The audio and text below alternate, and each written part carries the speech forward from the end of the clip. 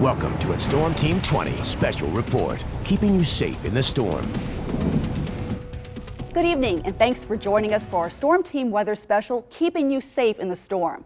I'm Chief Meteorologist Cheryl Lemke, alongside meteorologists Joe Crane and Thomas Patrick.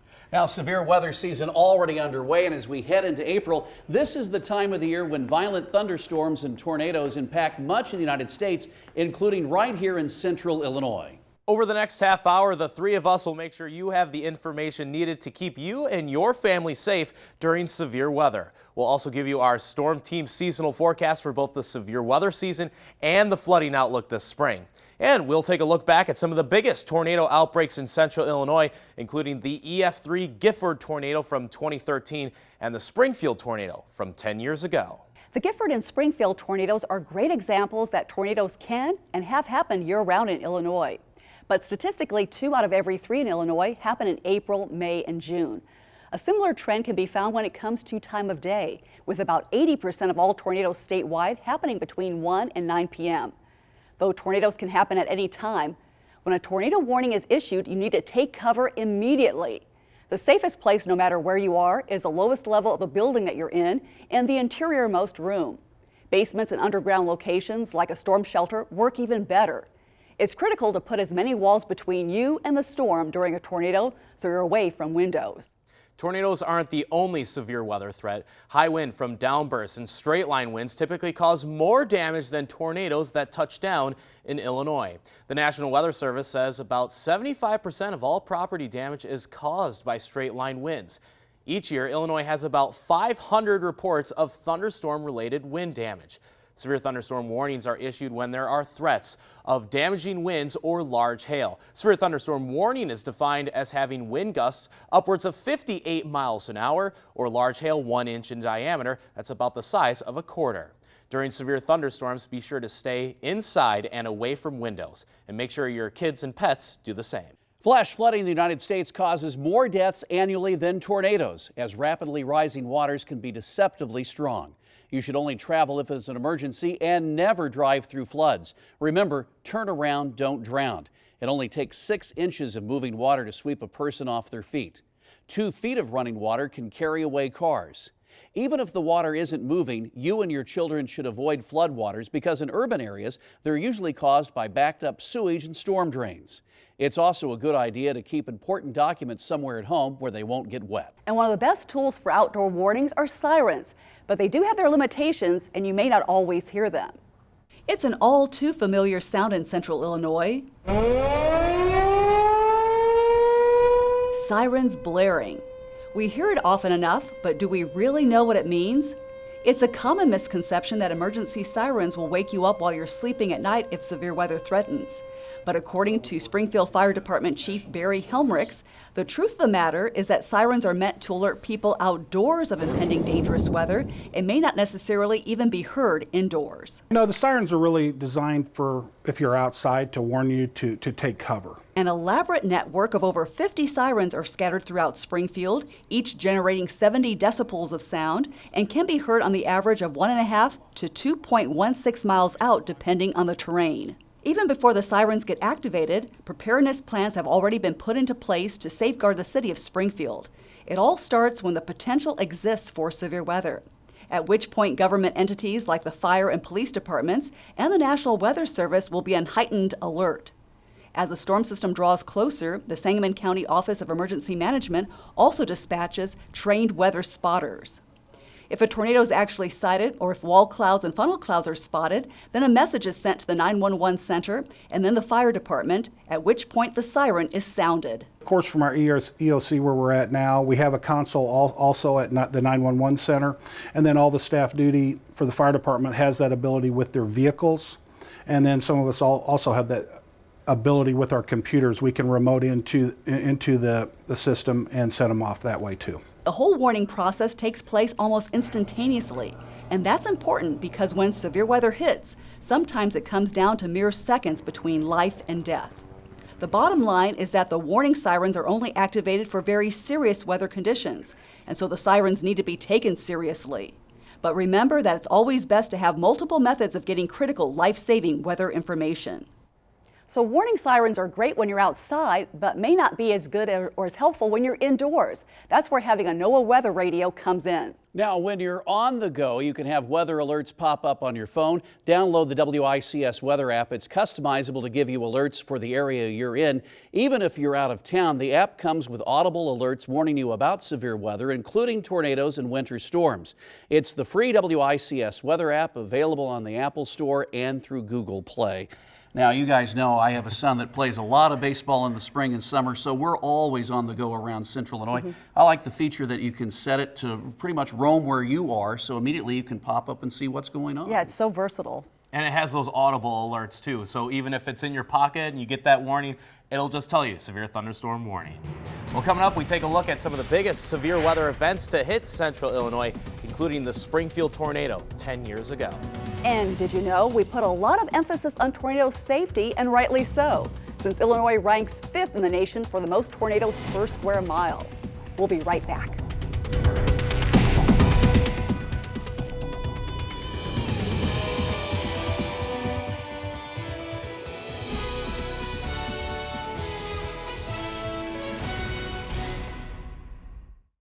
This is Storm Team 20, keeping you safe in the storm. Welcome back. Staying prepared and one step ahead of severe weather is something that you need to do year-round. The easiest way to do that is with an emergency kit for your home and car. Those essentials include first aid supplies, flashlight batteries, a phone charger, water, and medications. When severe weather hits, electricity and other utilities could be out for several days. So it's recommended you have enough food and water for 3 days for you and your family. However, you might not be inside when a tornado warning comes down. In that case, head to the nearest sturdy structure, like a house, and go from there. You should not take shelter in garages, sheds, or mobile homes. If no structure is available, you should lie flat in a ditch. Again, mobile homes are not sturdy structures, which means if you live in one, waiting out a tornado warning there isn't safe, Cheryl. That's right. And evacuate your home and move to a safer building beforehand, like a friend's house or community center. There's also an ongoing debate over whether or not to leave your car if a tornado heads towards a highway. Yeah, there are examples of either staying buckled up or jumping into the ditch, both being somewhat safe, but in this extreme case, you should use your best judgment. But whatever you do, do not take shelter under an overpass. They actually accelerate the winds, making storms more dangerous. It was 10 years ago, on March 12, 2006. A powerful storm swept through the capital city, dropping one tornado on the southwest part of town and a second on the east side. Those affected tell us those memories haven't faded, and they still remember it like it was yesterday. It just looked like a big bomb went off in this whole area. Everything was wiped out. Our building was totally destroyed. On a warm and exceptionally muggy Sunday evening, a powerful tornado carved a path right through Springfield, leaving hundreds of houses and businesses severely damaged. It had been 49 years since the last tornado touched down in Springfield, but that changed on March 12, 2006. Despite it being 10 years later, those who experienced that night in Springfield remember exactly what happened, recalling every little detail. We had an employee, he was here working that night when it happened, and when it came through, he was going to one of our rooms, or it's an explosion-proof room that we had, and he got it in there safely. Most of us were down in the basement of the village police station.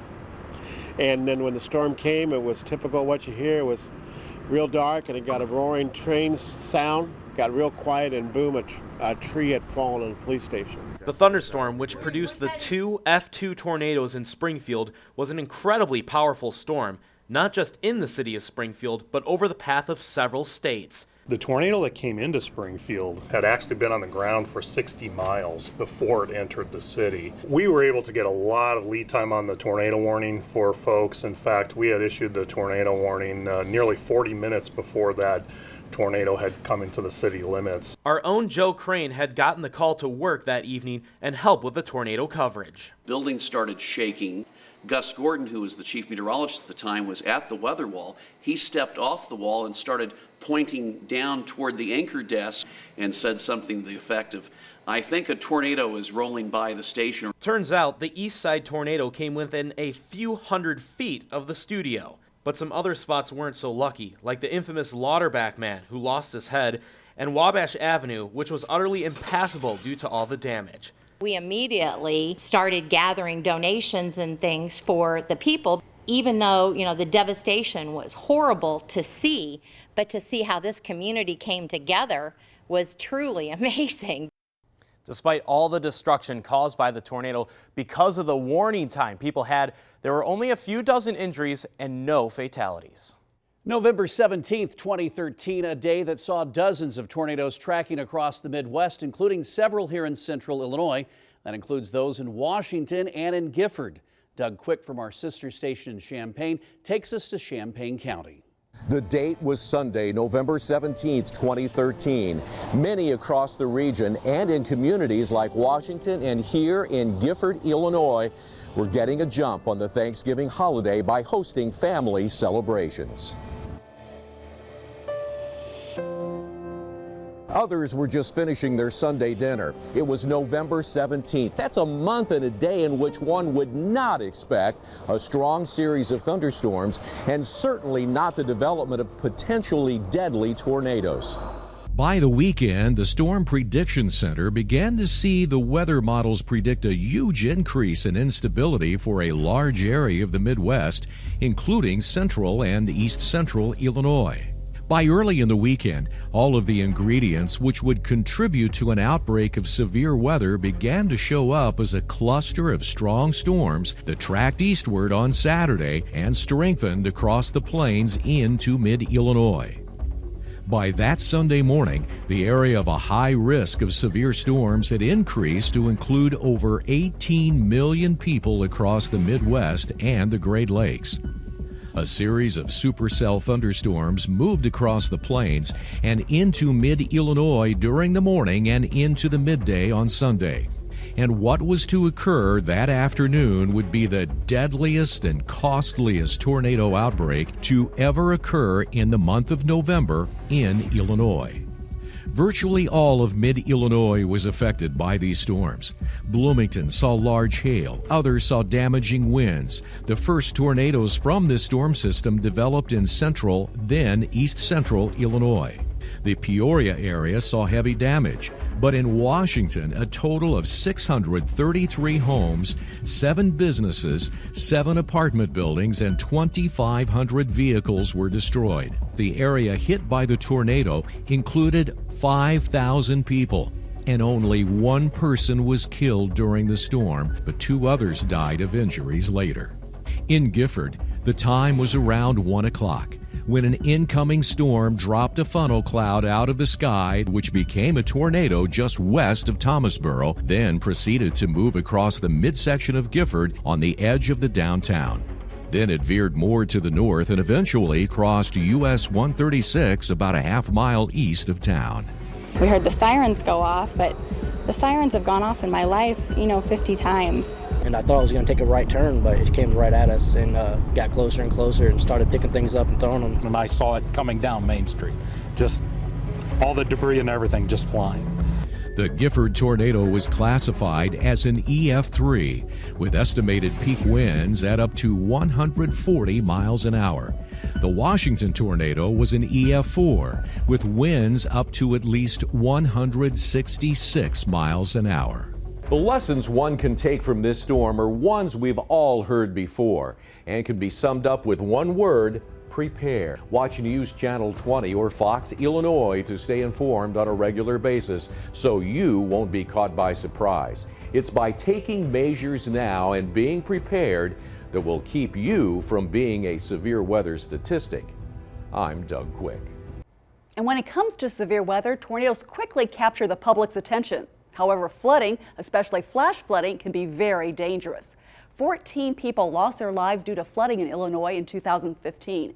That's the most flood-related deaths in nearly 50 years. Springtime in central Illinois, and this creek bottom, there's some water coming out of the banks, not very deep, maybe a couple of feet or so, but during the historic flooding in late 2015, the water kept rising and rising up this embankment. I'm now about halfway up. The water didn't stop at that point. It kept coming and rising and got all the way to the top of the road and ended up a couple of feet above this barricade. 4 people, including 2 teenagers, lost their lives when caught up in those raging floodwaters. This particular incident was very emotionally draining for us. The parents were out there every single day. We were looking for those boys that had drowned. We kind of build a rapport with those families, and it becomes very personal for us. At the height of flooding in Christian County, some of the creeks were nearly 25 feet deeper than normal. The floodwaters were not only deep, but swift and cold. Despite the elements, the dive team members are well trained and prepared for whatever Mother Nature throws their way. So these are all aired up, ready to go right now. One of those divers is Taylorville firefighter Matt Phillips.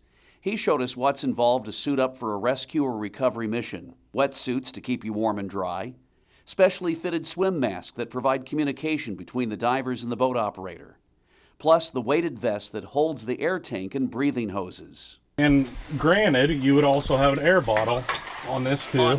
So the air bottle's already on Air the bottle's gear already at the on time. this too, and you'll have all the hoses. Wow. All your hoses will be on the back, and then you'll have your mask on and your dry suit, and everything's already on. So just walking is an incredible burden. Yeah, I'm exhausted just putting this on. Altogether, the diver is weighted down with about 50 pounds of equipment while wearing a tight wetsuit that restricts some movement. An exhausting proposition, but one not taken lightly by this team of dedicated first responders. People take this job very personal and they have a lot of pride in their job, but it's also very taxing, not only physically, but emotionally. We've said it before, we'll say it again. Turn around, don't drown. It's a decision that could save your life.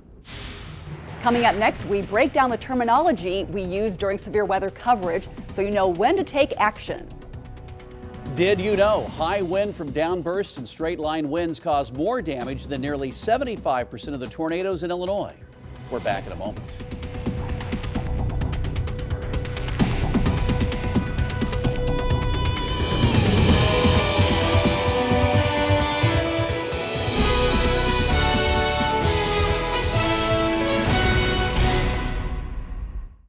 This is Storm Team 20, keeping you safe in the storm. And welcome back. During severe weather season, we're always taking in a lot of information, and what we do is to take complicated terminology and break it down for you. Of course, one of the most frequently asked questions we get this time of the year is, what's the difference between a watch and a warning? Well, let's start with watches. A severe thunderstorm watch means atmospheric conditions are favorable for severe weather development. The same goes for tornado watches. Watches go into effect hours before severe weather even hits and usually includes parts of several states. As for severe thunderstorm and tornado warnings, those are issued within when the severe weather is imminent. Warnings last 30 to 60 minutes and only include very specific areas, never more than a few counties. Warnings usually come after watches. However, some severe thunderstorms can happen when conditions aren't ideal and a watch hasn't been issued. Another tool we use and share are severe weather outlooks. Those are issued by part of the National Weather Service and warn us about possible severe weather days in advance. Outlooks are based on a 5-point scale, with 1 being the most limited, but 5 being the most extreme. These outlooks can be used for individual severe weather events too, like high winds, large hail, and tornadoes.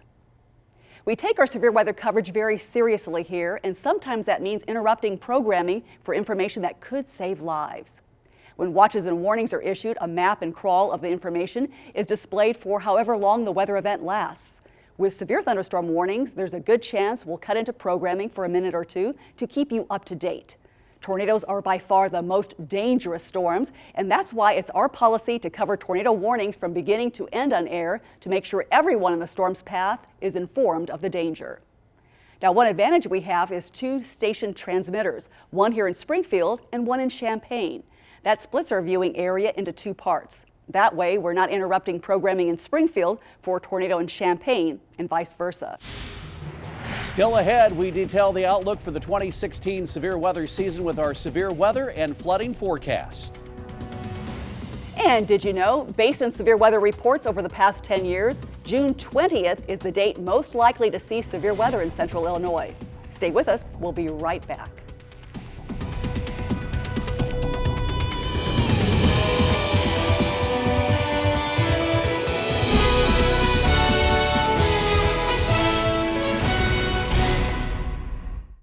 This is Storm Team 20, keeping you safe in the storm. Now that you know everything to stay prepared and protected from severe weather, let's take a look at what we're expecting this season. Now, what we used to predict winter weather, like El Nino, does not apply for severe weather season. So there are no strong signals to indicate that this could be an above or below average severe weather season. It'll be equal chances for both. However, because of the milder winter, it seems that the beginning of our severe weather season has come on earlier in March rather than in April as usual. Now, for the same reasons, the flooding outlook favors neither above or below average chances. The Climate Prediction Center again has equal chances for above and below average precipitation here in central Illinois. Now, as a point of reference, the usual rainfall we get over the next 3 months in Springfield is just more than 12 inches. Boy, I wish we could give a more definitive answer than just kind of, well, we're going to flip a coin this season really and what concrete. happens. Yeah. It's just so day by day, but again, things have been so mild through the winter months and now into March. We did already have one severe weather event in March, so it looks like we're just a tick earlier this year. But even having a really beefed up early part of the spring season doesn't mean that that necessarily will carry over for the rest of the spring season. So the end result is keep it here. We'll keep you safe in a storm. That's right. On behalf of meteorologist Joe Crane and Thomas Patrick, I'm Chief Meteorologist Cheryl Lemke. Also on behalf of Fox's Champaign, Del Quick, have a great evening and stay safe. Thank you for tuning in to News Channel 20's Special Report. Storm Team 20, keeping you safe in the storm.